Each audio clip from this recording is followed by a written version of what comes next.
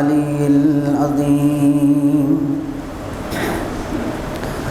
أعوذ بالله السميع العليم من الشيطان الرجيم. بسم الله الرحمن الرحيم. الحمد لله رب العالمين.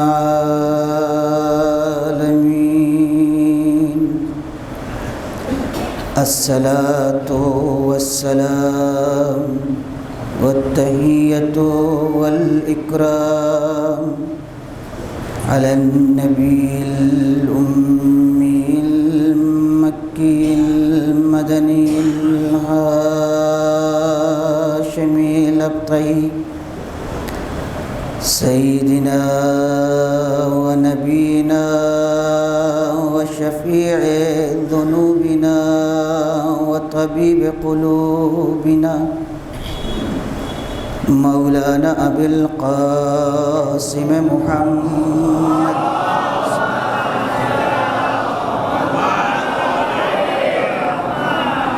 ثم الصلاة على أهل بيته الأطيبين الأنجبين الهداة المهديين، لا سيما بقية الله في الأرضين، روحي له الفداء. أما بعد فقد قالت بنت رسول الله صلى الله عليه وآله وسلم: اعلموا أني فاطمة. صلوات.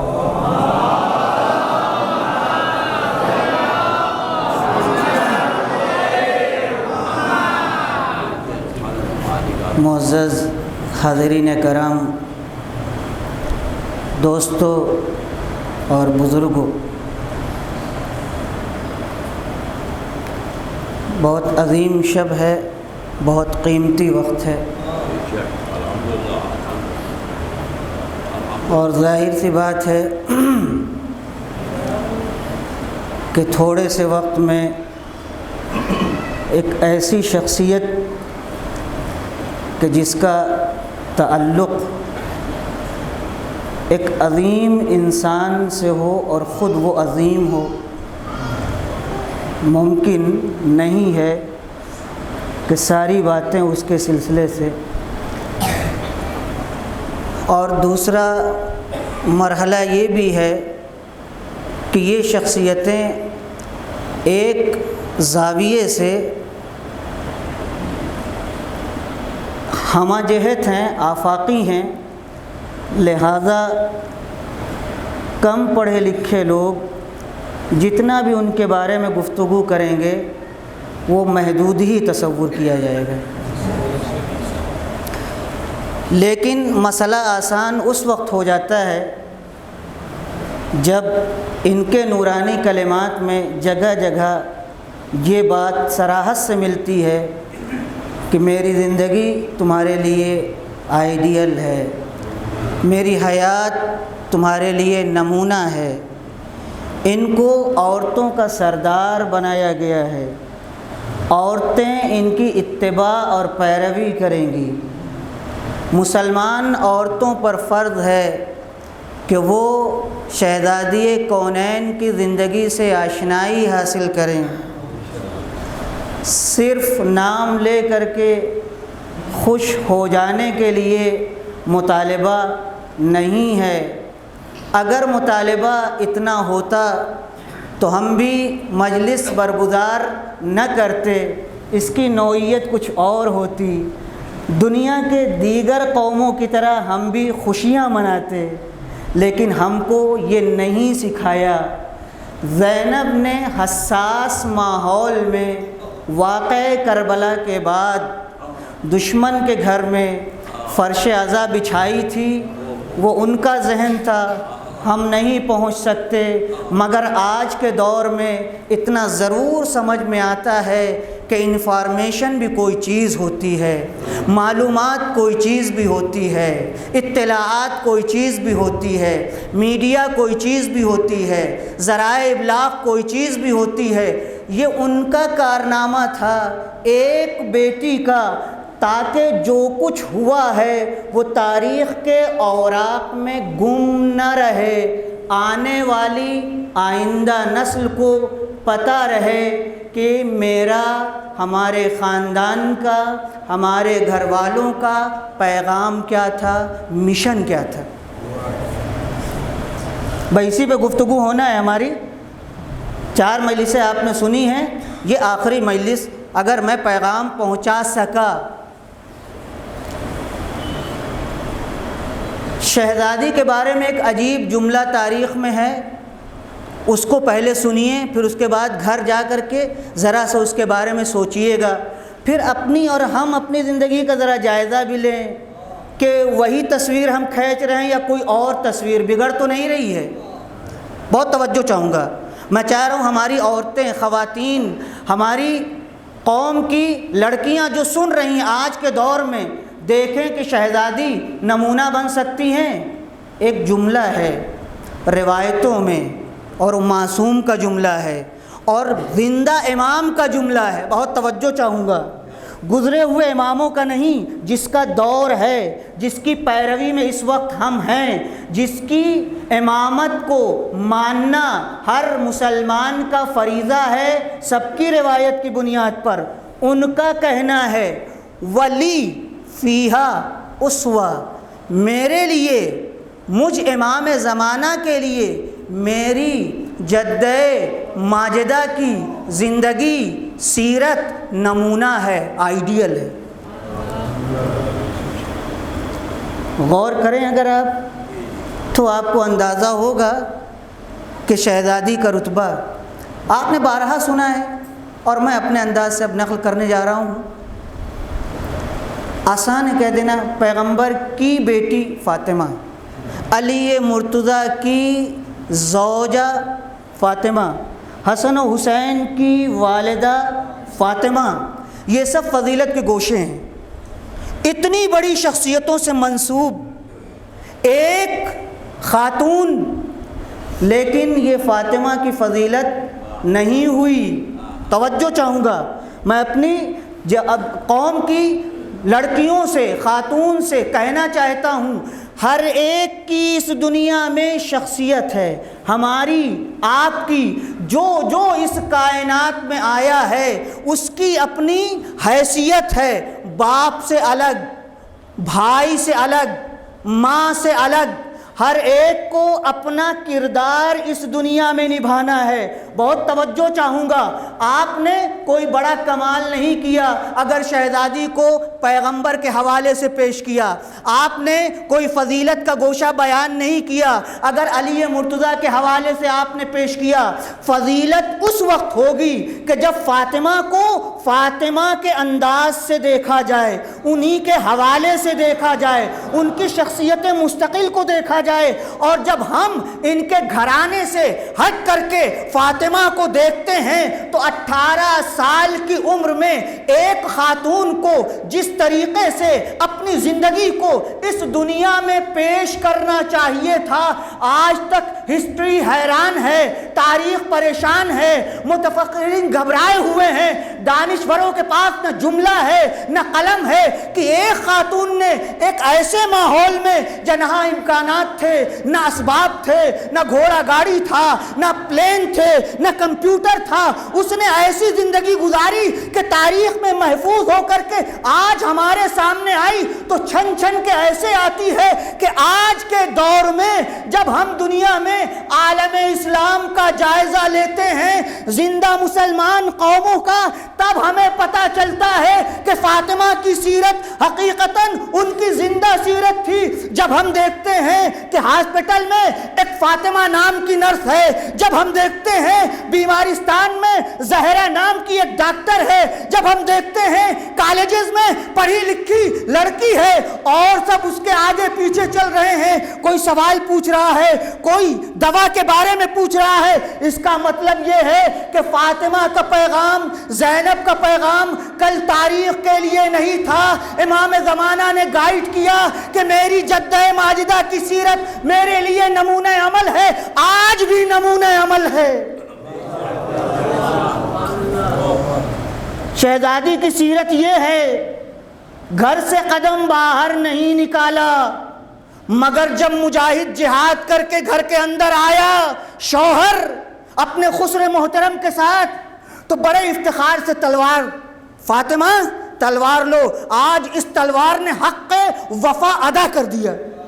توجہ چاہوں گا، اب یہ نہ کہیے گا کہ فاطمہ کو میدان میں نہیں لے گئے لہذا جہاد میں شریک نہیں ہوئی۔ فاطمہ کو میدان میں نہیں جانا تھا، اسلام میں کسی عورت کو میدان میں جانے کی نارملی اجازت نہیں ہے، اس کے لیے تو گھر ہی مسجد ہے، اس کے لیے تو گھر ہی میدان جہاد ہے۔ کیا کہنا سید العلماء کا، نقن صاحب قبلہ مرحوم کا ایک جملہ اسی تلوار کے اوپر انہوں نے لکھا، جب علی نے فاطمہ کو غرور سے افتخار سے تلوار دیا تو اسی وقت طے ہو گیا کہ فاطمہ بھی اپنے شوہر کے جہاد میں اتنا ہی شریک ہے جتنا علی میدان میں۔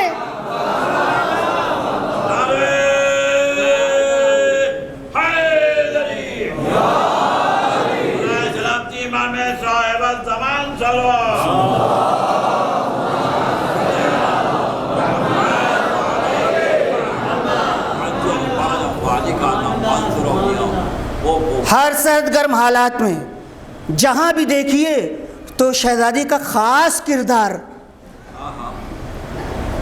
نہ پردے پہ حرف آتا ہے نہ ہی شخصیت کے اوپر کوئی دھبا لگتا ہے، اسی میں توجہ چاہوں گا، اسی میں ذہن کی تربیت بھی ہے، جو آپ نہیں سنتے وہ میں سنا رہا ہوں آپ کو، اسی میں قوم کے افراد کے بچیوں کی، لڑکیوں کی، خواتین کی تربیت بھی ہے۔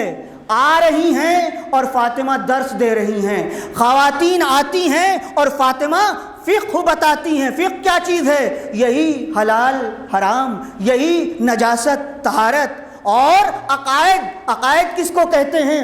اللہ کے بارے میں صحیح طور پر نظریہ رکھنا تاکہ گمراہی پیدا نہ ہونے پائے، جس کو علم الاعتقاد کہتے ہیں، جس کو عقائد اسلامی کہتے ہیں۔ اور اس کے بعد آگے بڑھیے تو وہی ہیں مدینے کی عورتیں، محدود نہ کیجئے، اخلاقیات، اور جو سب سے اہم ہے عورتوں کے لیے اخلاق کیا ہوتا ہے؟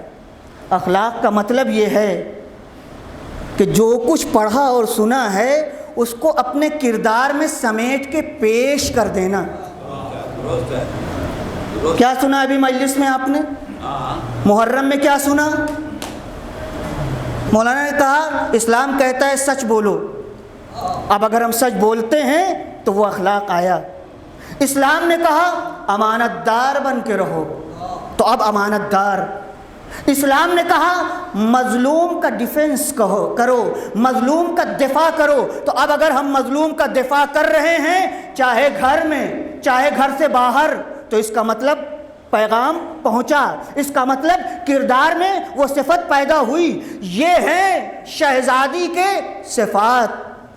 ابھی امام حسن گہوارے میں ہیں، لوریاں دے رہی ہیں۔ کیسی لوریاں ہیں؟ دیکھیے شہزادی بھی لوریاں دیتی تھیں، ہم بھی لوریاں دیتے ہیں اور دینا چاہیے، اس لیے کہ شہزادی نے ہم کو راستہ دکھایا، کیونکہ بچے لوریوں کے ذریعے سے پروان چڑھتے ہیں۔ توجہ چاہوں گا، ایک جملہ میں کہہ رہا ہوں، توجہ کیجئے فقط۔ میں زیادہ واہ والی مجلس نہیں پڑھ پاتا اور نہ پڑھنا چاہتا ہوں، میں پیغام دینا چاہتا ہوں شہزادی کی زندگی میں کیا ہے۔ حسن ابھی چھوٹے ہیں گہوارے میں، مگر لوری کا مضمون سنیے۔ کہتی ہیں اشبہ ابا کا یا حسن، بیٹا حسن اپنے باپ کی طرح بننا، حق کے گلے سے رسی کا پھندا کھول دینا، کبھی ظالم کی حمایت نہ کرنا۔ بی بی ابھی یہ بچہ گہوارے میں ہے، اسے کیا پتا، بی بی یہی بتانا چاہتی ہے، اے ملت کے جوانوں، نوجوانوں، اے ہماری قوم کے مسلمانوں، اللہ نے ہمیں صلاحیت دے کر کے پیدا کیا ہے، گہوارے کا بچہ ہو یا جوان نوجوان ہو، ہر ایک کا اسٹیپ ہوتا ہے، ہر ایک کا زینہ ہوتا ہے، اسی کے اعتبار سے نصاب ہے، اسی کے اعتبار سے کورس ہے۔ آج یہ جھولے میں ہے تو میں لوری سنا رہی ہوں، جب یہ بڑا ہوگا تو تم کو خود پتا چلے گا، جب امیر شام کے مقابلے میں یہ کھڑے ہو کر کے پہلے جنگ کرے گا پھر صلح کرے گا، تب ہماری بات کی صداقت کا تمہیں اندازہ ہوگا۔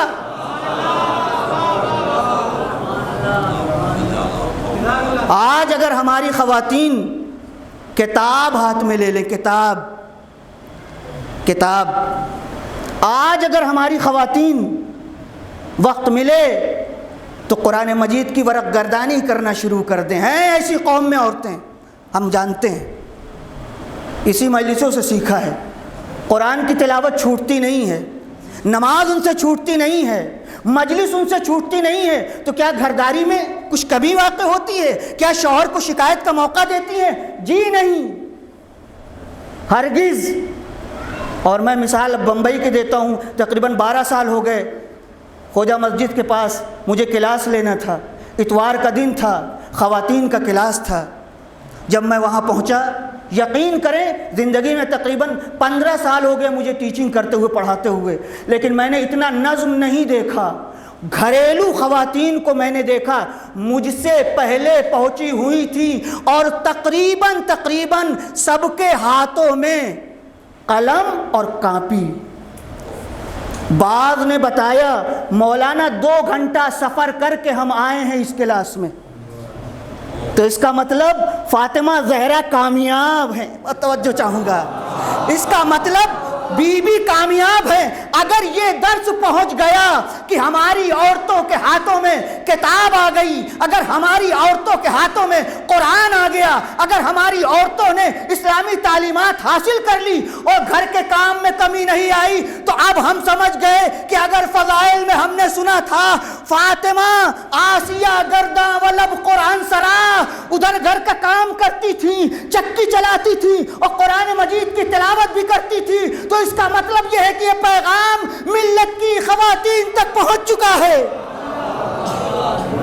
اور اگر اس کے برعکس ہے تو اس کا مطلب دشمن کامیاب ہو چکا ہے، ہم ناکام ہیں۔ اس منبر کے باوجود، آپ برا نہ مانیے گا جی، منبر امانت ہے، محراب امانت ہے، اور اس جگہ پہ جو چیز پیش ہوگی وہی پیش ہوگی جس نے یہ منبر اور محراب ہمارے حوالے کیا ہے۔ بہت توجہ چاہوں گا میں آپ کی، جس نے یہ منبر دیا ہے کیونکہ وہ مالک ہے، وہ اپنا ایک ورثہ چھوڑا ہے۔ آپ جانتے ہیں جب باپ مر جاتا ہے تو پراپرٹی ورثے میں بیٹوں کے آتی ہے، محلے والے ورثہ لینے نہیں جاتے۔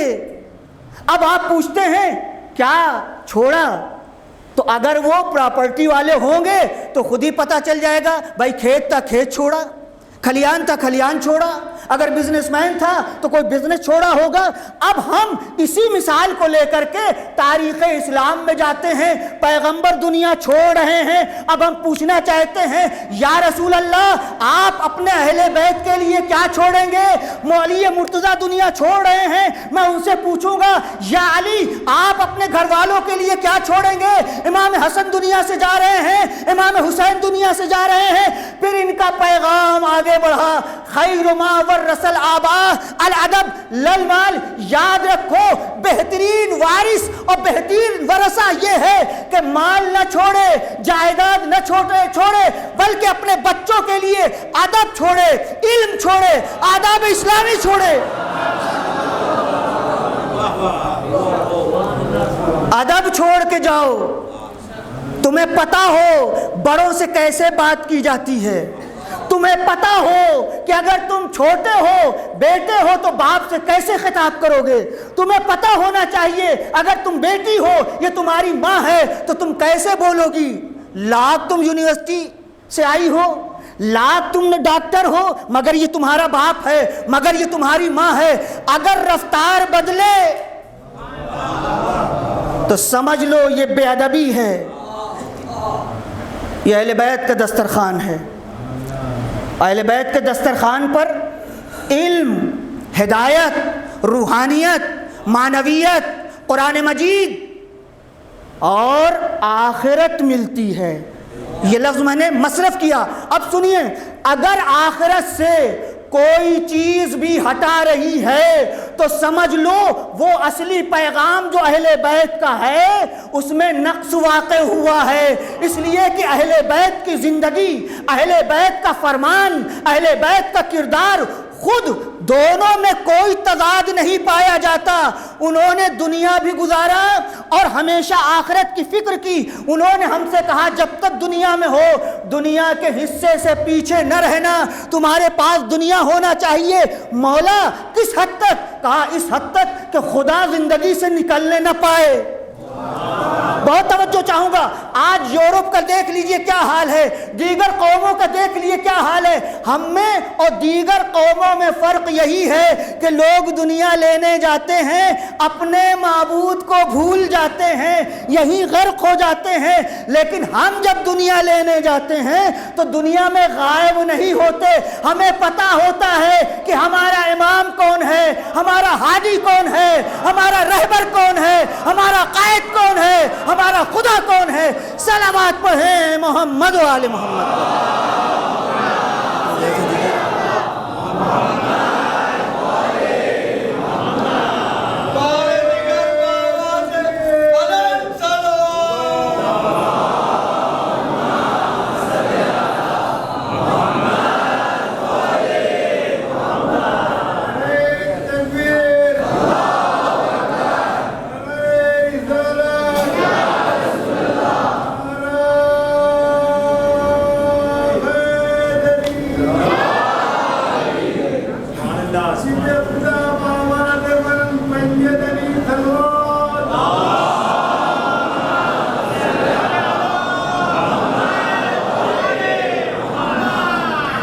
تاریخی واقعہ جو فدق آپ بار بار سنتے رہتے ہیں، شہید صدر 12 سال کے تھے جب فدق انہوں نے لکھی تھی، تاریخ فدق۔ بہت توجہ چاہوں گا، میں بار بار کہتا ہوں ہمارے جوان توجہ کریں، ہم لوگ کہاں کے اوپر ہیں، ممبر نے ہمیں بہت اونچا پہنچایا ہے۔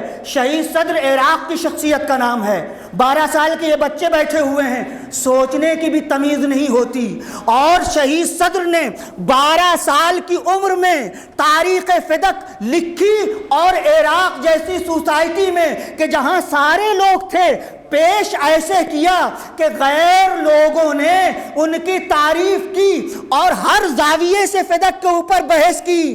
یہ ہے فضیلت، یہ ہے فضیلت۔ فضیلت یہ نہیں ہے کہ ہندوستان کی تاریخ پڑھ کر کے اسلام کی تاریخ ہم بیان کریں، یہ فضیلت نہیں ہے۔ فضیلت یہ نہیں ہے کہ یہاں ہم ایکٹروں کو دیکھیں اور اس کے بعد ممبر پہ آ کر کے اسی طرح سے نقل کرنے لگیں، یہ نہیں ہے۔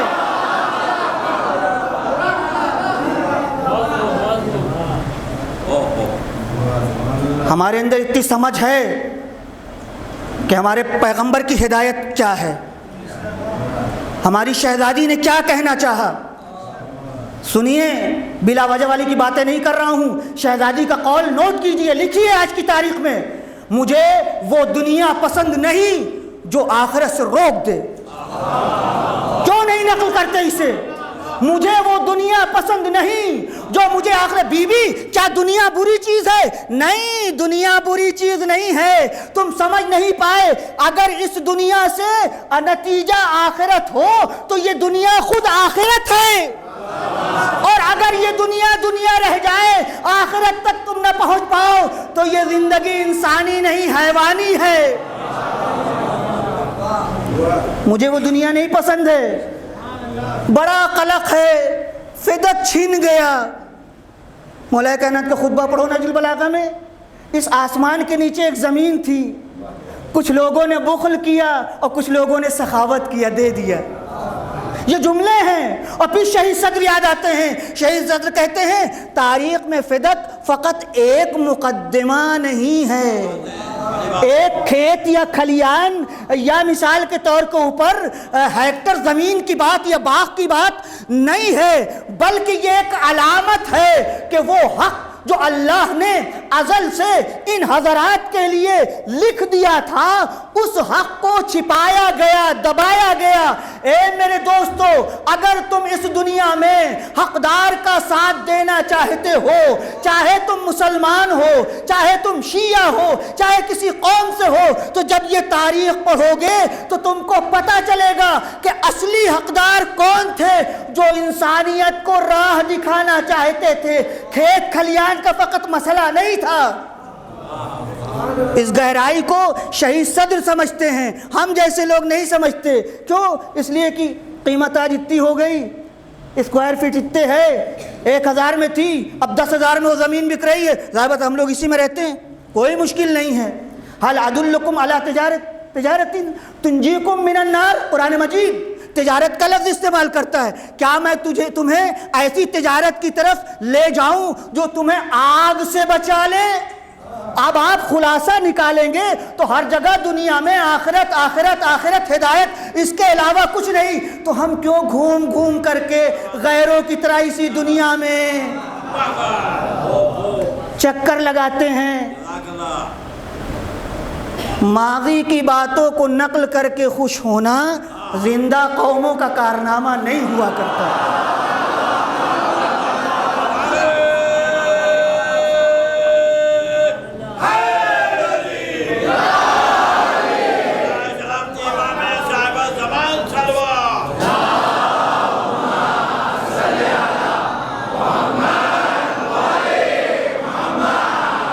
میں آپ کو کارنامہ دکھاؤں ہمارے ائمہ کا. یتیم نظر آتا تھا، امام ہاتھ پکڑ لیتے تھے، کس کے بیٹے ہو؟ فلاں. اچھا، معلوم ہو گیا یتیم کا بچہ ہے. گزرے، کیا بات ہے اس وقت؟ یا علی، فلاں میرا حق نہیں دے رہا ہے. دوپہر کا وقت ہے، تمازت آفتاب ہے، گرمی کا موسم ہے، کوفہ ہے، اور مولا کائنات دوپہر میں جو لوگ عراق گئے ہیں وہ سمجھ سکتے ہیں کہ وہاں کی گرمی کتنی شدید ہوتی ہے. مولا کائنات سرداب میں نہیں ہیں، مسند کے اوپر نہیں ہیں، آرام نہیں کر رہے ہیں. کوئی دوڑا ہوا آیا، یا امیر المومنین، لوگ اس وقت بیسمنٹ کے اوپر ہیں، نیچے سرداب میں ہیں، آرام کر رہے ہیں، اور آپ کہنے لگے میں اس لیے آیا ہوں، توجہ چاہوں گا، میں اس لیے گھر سے باہر آیا ہوں کہ میں حاکم اسلامی ہوں. شاید کوئی مظلوم، کوئی صاحب حق نکل کر کے آیا ہو اور مجھے تلاش کرے اور مجھ تک نہ پہنچ سکے، کل میں اپنے مالک کو کیا جواب دوں گا؟ میں اس جملے کو نقل کرنے کے بعد دنیا کی حکومتوں کو دعوت فکر دیتا ہوں. اگر تم حاکم ہو، اگر تم رہبر ہو، اگر تم کسی مملکت کو چلانا چاہتے ہو تو علی کو اپنا آئیڈیل بناؤ، کوئی اور تمہارا آئیڈیل نہیں بن سکتا.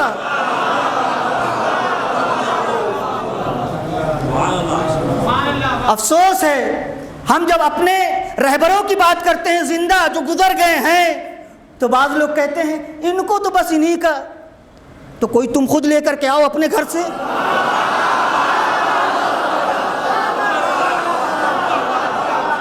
ہو تمہارے بابا دادا میں، ہم تیار ہیں، اس لیے کہ ہم عدالت پسند ہیں، ہم اعتدال پسند ہیں. ہم تو دشمن کی بھی تعریف کرنا جانتے ہیں. اپنے تو اپنے، ہم تو دشمن کی بھی تعریف کرنا جانتے ہیں. اور اب آج موقع ہے، آخری مجلس ہے، سنیے کارنامہ. زندہ شہزادی کا ذکر سننے والے حضرات کا کارنامہ کیا ہے. ابھی شہادت واقع ہوئی، انٹرویو موجود ہے جو لبنان کے سلسلے میں شہید قاسم سلیمانی نے دیا تھا. سنیے، پڑھیے اس کو، تب آپ کے آنکھوں میں آنسو بھی آئیں گے، دل میں جذبہ بھی پیدا ہوگا اور اپنا قد بھی پتہ چلے گا. بہت توجہ چاہوں گا. عراقی لکھتے ہیں، عراق میں مختلف دھڑوں کی جب لڑائی ہوتی تھی، میٹنگ میں ہوتا ہے کسی مسئلے پہ جب آپ جمع ہوتے ہیں تو بحث مباحثہ ہوتا ہے. کوئی سرد، کوئی گرم، کوئی بہت منطقی معقول گفتگو کرتا ہے، کوئی ناراض ہوتا ہے، سب ہوتا ہے۔ اور جہاں ریاست طلبی کی بات ہو، جہاں انا کی بات ہو، جو لوگ عرب کی مزاج سے واقف ہیں وہ میری تائید کریں گے، اگر عرب میں اللہ نہ کرے عصبیت جاگ جائے قبیلے کی، میرا قبیلہ، میری قوم، تو پھر اسے ٹھنڈا کرنا آسان نہیں ہے۔ بہت توجہ چاہوں گا، آج دنیا سمجھے اس قوم کو، آج دنیا ناپے فاطمہ زہرا کی سیرت کو۔ کیوں ہم جمع ہوتے ہیں؟ کیا کسی مردہ کے ذکر کے لیے؟ کیا اس کی ہسٹری میں آج ہمارے لیے کچھ نہیں ہے؟ تب آپ کو پتہ چلے گا کیوں فاطمہ نے صبر کر لیا، اس لیے کہ اس صبر نے ایسا راستہ دکھایا کہ مملکتیں بدل گئیں۔ اور یہ مثال میں اسی لیے دے رہا ہوں، قاسم سلیمانی بھی اس میٹنگ میں ہیں۔ اللہ اللہ، ادھر سے لڑائی ہو رہی ہے کہ نہیں میرے قبیلے کا اسے پارلیمنٹ میں اتنی سیٹیں ملنا چاہیے، اس نے کہا نہیں میرے اس کو لکھتے ہیں یہی عراقی جو معلوم نہیں کہ سب شیعہ ہوں کیونکہ مشترک آبادی ہے، لکھنے والے لکھتے ہیں اس دوران کہ جب لڑائی ہوتی تھی، گرما گرمی ہوتی تھی، اور یہ تھا کہ میٹنگ ختم ہو جائے، نتیجہ برآمد نہ ہو، تو ایک آواز اس میں جو بلند ہوتی تھی وہ سوائے قاسم سلیمانی کے کوئی اور آواز نہیں ہوتی تھی۔ اور یہاں تک نہ رکھیے، پریکٹیکل میں بہت دشوار ہے جو میں کہہ رہا ہوں، اور آپ جب گھر میں کبھی کسی کے کچھ ہو یا محلے میں تو پریکٹیکل کر کے تب سمجھیے گا کہ بات کیا ہے۔ اس وقت قاسم سلیمانی گالیاں سننے کے بعد، برائیاں سننے کے بعد اکیلے اٹھ کر کے اس اپنے دشمن کو جو وہی ان کو گالی دے رہا ہوتا تھا اپنے سینے سے لگاتے تھے، اور ایک جملہ، اخی اخی، میرے برادر، میں ابھی زندہ ہوں، میٹنگ ختم ہونے کے بعد جو مطالبہ ہو میں پورا کرنے کے لیے تیار ہوں۔ یہ کہاں سے صفت پیدا ہوئی؟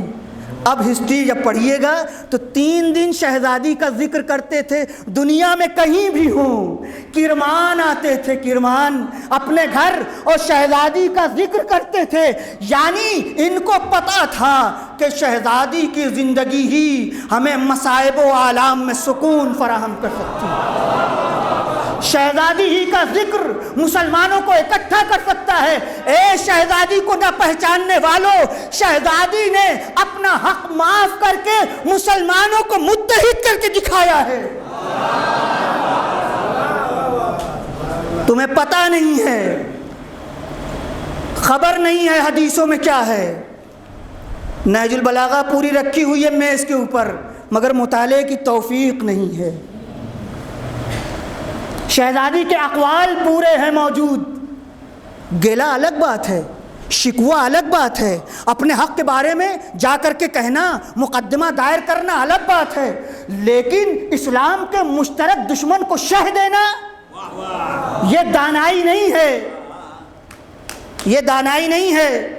آج قوم کے حالات دیکھو، ملک کے حالات دیکھو، اور مجھے ایک خطیب گزر گئے، اب نام لینے کی ضرورت نہیں ہے، ایک جملہ بہت اچھا انہوں نے فرمایا تھا، فتنے ہوئے تھے کہیں اطراف میں، اسی مہاراشٹر میں، تو انہوں نے کہا تھا تمہیں اپنی تعداد کا اندازہ نہیں، تمہیں اپنی قوم کے بارے میں معلوم نہیں، اسباب و وسائل کیا ہیں، کتنے ہم ہیں، اور اس کے بعد اسٹیج ملتا ہے تو جو چاہتے ہیں۔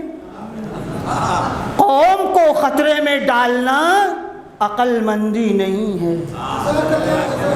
قوم کو خطرے سے نجات دلانا عقل مندی ہے، دانائی ہے، اور یہ ائمہ کا کردار رہا ہے۔ مجھ جیسے طالب علموں کی حقیقت کچھ نہیں ہے، اگر وہ کردار اپنا چھوڑ کر کے نہ جاتے، کیوں 25 سال مولا کائنات خاموش گھر میں بیٹھے رہے؟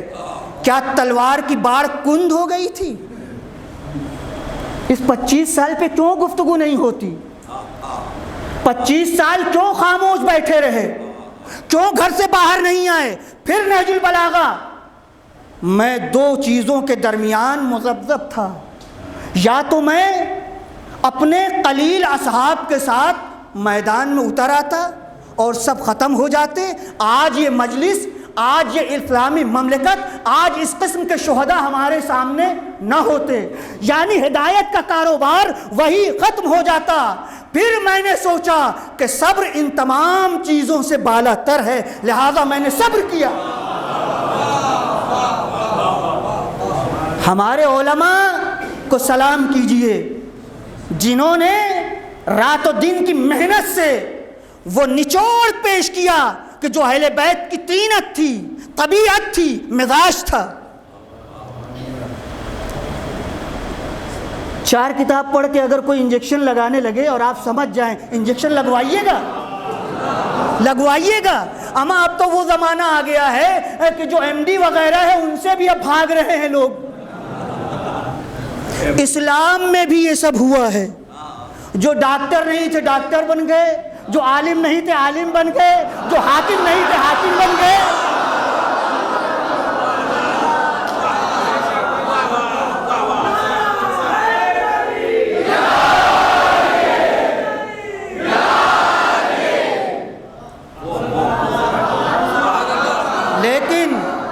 لیکن الحمدللہ ہم نے بفیض مجلس، بفیض علماء، بفیض مجتہدین راستہ کبھی گم نہیں کیا۔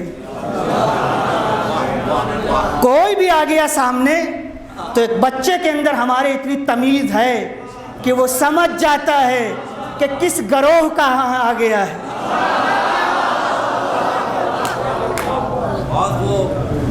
اور میں آخری بات دہراتے ہوئے جو میں نے محسوس کیا وہ آپ کے سامنے پیش کر رہا ہوں، اور ان جوانوں سے میری جتنی گفتگو ہوئی، اس قریے میں، اس جنیر میں بہت صلاحیت ہے، بہت استعداد ہے، بہت کچھ ہو سکتا ہے، اور بہت کچھ ہم لوگوں نے غفلت کی ہے۔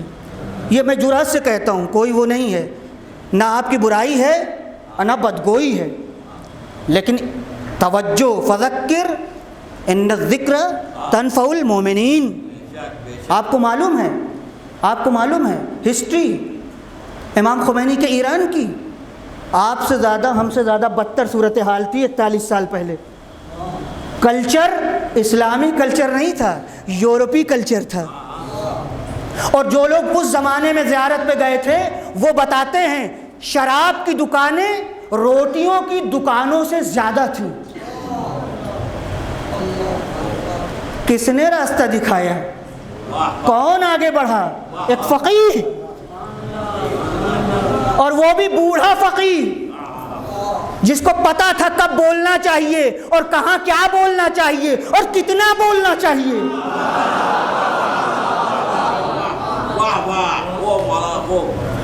حقیقت ہے یہ۔ کیا کہا اپنی قوم سے؟ ایک لفظ یاد رکھیے گا، میں کسی پر رکھ وقت کے نہیں بولتا ہوں، یہ عادت نہیں ہے، میں اس کو ناجائز سمجھتا ہوں، لیکن شبہہ اگر پیدا ہو کہیں اور جہاں تک اس کی بازگشت ہو تو پھر عالم پر، طالب علم پر واجب ہے کہ اس کا جواب دے تاکہ گمراہی نہ پھیل سکے۔ اب کسی یہ نہ سمجھیے گا، ہاں پتہ چلے کہ آپ یہ سمجھے کہ ہم، جی نہیں، ہمارا جو انداز ہے وہ اس انداز سے میں گفتگو کرتا ہوں۔ رہبر نے ایک جملہ کہا، یعنی حضرت امام نے اس وقت اپنی قوم سے، یہ بتاؤ کتنے % ہم لوگ ہیں؟ یہ آپ کے لیے بھی آج صادق ہے، میں آج کی ڈیٹ میں شہزادی کے حوالے سے آپ سے کہہ رہا ہوں، یہ ہمارے اوپر بھی صادق ہے۔ فقط یہ نہ دیکھیے وہاں تو مملکت بن گئی، وہاں تو ان کے پاس یہ اسباب تھے، جی نہیں، ہر جگہ جہاں جہاں بھی اہل بیت کے چاہنے والے ہیں وہ یہ کام اپنی سطح پہ کر سکتے ہیں، محال نہیں ہے۔ دوسرے کے کندھے پہ ڈال کر کے اور چلے نہ جائیے۔ انہوں نے کیا کہا؟ کام کتنے % ہے؟ کہا 99۔ کا کیا صورتحال ہے؟ معلوم تھا، اہل بیت کا نام تھا، تعلیمات، شیعہ تھے شراب پیتے تھے، شیعہ تھے رقص کرتے تھے، شیعہ تھے نائٹ کلبوں میں جاتے تھے، بس اس سے زیادہ نہیں۔ آپ کے سامنے ہیں، بزرگ لوگ بیٹھے ہوئے ہیں، ہم سے زیادہ جانتے ہیں۔ امام نے ایک جملہ کہا، اس مرد فقیہ نے، کل اگر روز محشر شہزادی نے سوال کر لیا، تم 99% تھے، چاہتے تو اسلامی حکومت قائم کر سکتے تھے، لوگوں کو ہدایت کر سکتے، تم اس وقت کیا جواب دو گے؟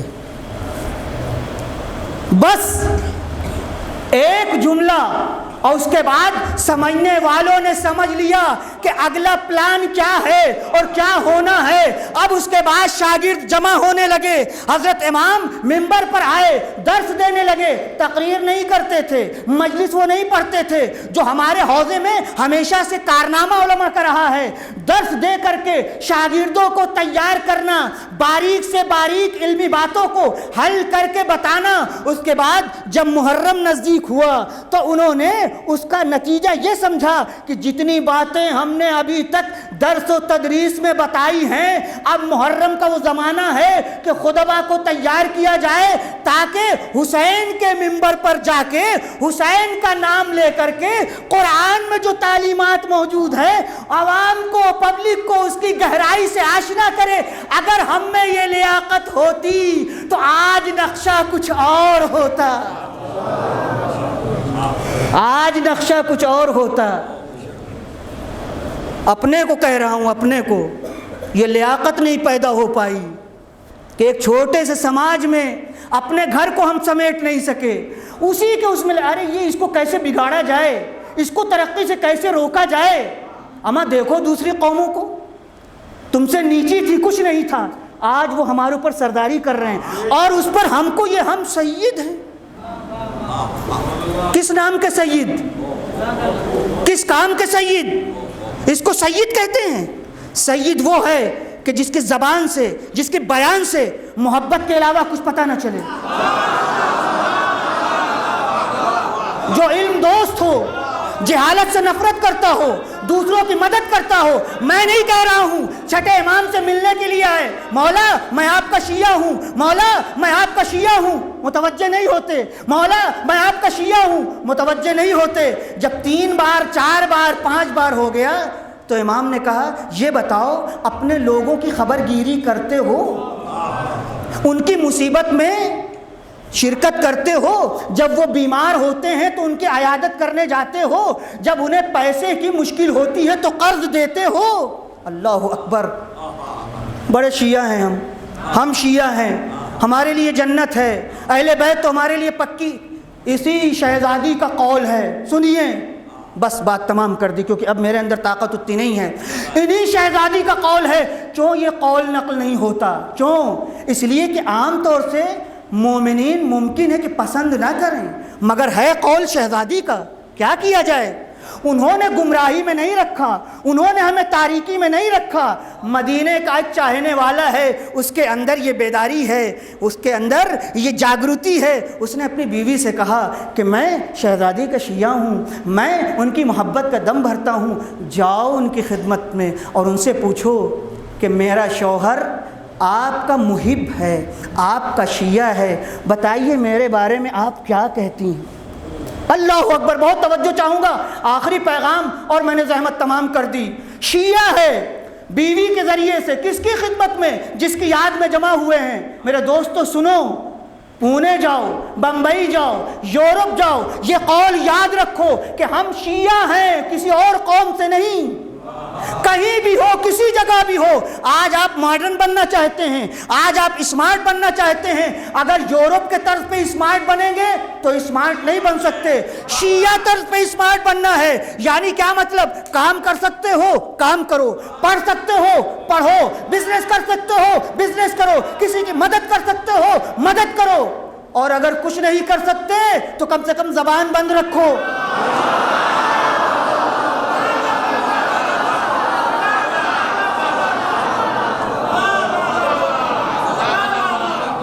ہمارے ہاں اسمارٹ کا مطلب یہ ہے، توجہ چاہوں گا، اسمارٹ کا مطلب ہمارے ہاں شیعوں کے ہاں یہ نہیں ہے جا کے ڈانس کرو، فیشن ایبل بنو، یہ نہیں ہے۔ جب نماز کا وقت آئے تو نماز میں دکھائی دو، جب مجلس کا وقت آئے تو مجلس میں دکھائی دو، جب کام کا وقت آئے تو کام پہ دکھائی دو۔ اس کو کہتے ہیں مومن، اس کو کہتے ہیں شیعہ۔ شہزادی نے کیا کہا؟ ان کنت تعمل بما امرناک، جس کا ہم نے حکم دیا ہے اگر تم اس پر چلتے ہو، اور جس سے ہم نے روکا ہے اگر تم اس سے بچتے ہو تو ہمارے شیعہ ہو، الا فلا وگرنہ ہمارے شیعہ نہیں ہو۔ یہ بھی تو پڑھو، یہ پڑھیے، شہزادی کا ہے کہ نہیں؟ معاذ اللہ میری ہمت، میں گڑھ سکتا ہوں یہاں پہ۔ اگر علماء واقعی صداقت نہ ہوتی، آپ کا اور ہمارا لحاظ کرتے تو یہ حق باتیں پہنچتی، یہ کتابوں میں ہوتا۔ جیسے صحیح نام سے کتاب لکھ کے اور گڑھی ہوئی حدیثیں جمع کر دی گئیں، ہمارے علماء نے یہ خیانت نہیں کی۔ اپنے علماء کی قدر کیجیے، آپ پہچانتے نہیں، چھوٹا منہ بڑی بات، پتہ نہیں حدیث بھی سمجھنا ہم کو آتا ہے کہ نہیں، علماء کے اوپر اللہ اللہ۔ میں آپ سے کیا بتاؤں، پھر نقل کر رہا ہوں، علماء کے کردار دیکھیے اسی اہل بیت کے، مکتب میں کیسے پلے بڑے ہیں۔ ایک طرف صاحب تفسیر المیزان علامہ طباطبائی بیٹھے ہوئے ہیں، اور ان کے ہم عصر حضرت امام خمینی، دونوں ایک جگہ فیضیہ۔ اگر آپ گئے ہیں تو فیضیہ مدرسہ بالکل حرم معصومہ سے متصل ہے، جس میں امام خمینی نے تعلیم حاصل کی ہے۔ دو بزرگ شخصیتیں بیٹھی ہوئی ہیں، ایک طالب علم، ایک اسٹوڈنٹ آیا، آپ کے ساتھ بھی ہوتا ہوگا۔ ادب دیکھیے اہل بیت کا، علماء کا، سمجھیے۔ ہم تو سمجھ بھی نہیں پائے ان کو، اہل بیت کو کیا سمجھیں گے ہم۔ دونوں بزرگان بیٹھے ہوئے ہیں، ایک طالب علم آیا، سوال کیا، مگر اس نے معین نہیں کیا کہ میں آپ سے پوچھ رہا ہوں یا آپ سے۔ نہ انہوں نے جواب دیا نہ انہوں نے جواب دیا، دونوں بیٹھے رہے۔ طالب علم سمجھ گیا میں نے غلطی کی، اس نے کہا حضور آپ بتا دیجئے، تو پھر انہوں نے ان کی اجازت سے پھر مسئلے کا حل بتایا۔ اتنا آپس میں ایک دوسرے کا خیال کرتے تھے، اس کو کہتے ہیں علم، اس کو کہتے ہیں علم۔ شہزادی نے کہا جو میں نے حکم دیا ہے اگر تم اس پر چلتے ہو، اور جس سے میں نے روکا ہے اگر تم اسے انجام نہیں دیتے تو تم ہمارے شیعہ ہو، وگرنہ کیا کہنا شہزادی کا، کیا کہنا۔ بات یہیں نہیں رکی، ورنہ ہم جیسے لوگ ہلاک ہو چکے تھے، ہم جیسے لوگوں کی گنجائش نہیں تھی۔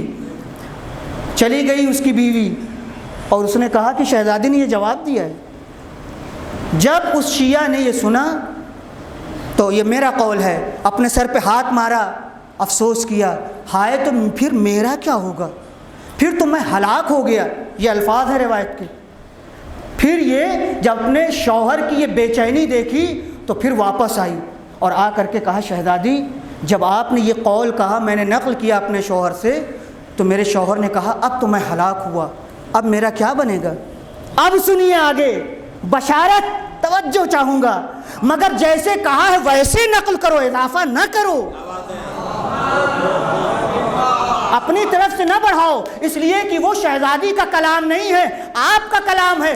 آپ کے کلام سے ہمیں جنت نہیں ملے گی، اس حقیقت کو سمجھیے۔ جیسے ہی اس نے کہا، شہزادی نے کہا لیس ہکذا، ایسا بھی نہیں ہے۔ اللہ اکبر، ہمارے شیعہ تو بہشت کے بہشتیوں میں بھی اعلیٰ درجے کے ہیں۔